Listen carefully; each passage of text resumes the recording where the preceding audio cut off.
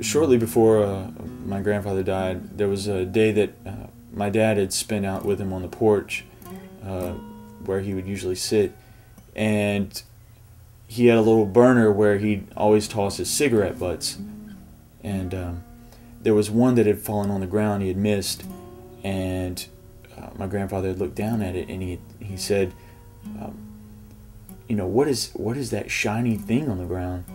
And my dad looked down at it and was kind of looking at him like, what are you talking about? And he says, that bright shiny thing that's on the ground right there, what is that? And Dad went down to pick it up, and he brought it up close to his eyes, and my grandpa just he kind of sat back in his chair, and kind of a realization, that it wasn't bright. And what fascinated me about it is that he was closer to the other side than he was on this side, and that he was seeing light in strange places. And so that's where this poem kind of comes from. It's called Expecting Light for my grandfather.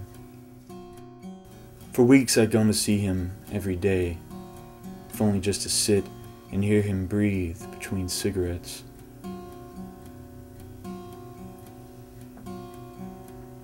He'd rub his thumb against his index, and who knows what he was looking at out there in the yard.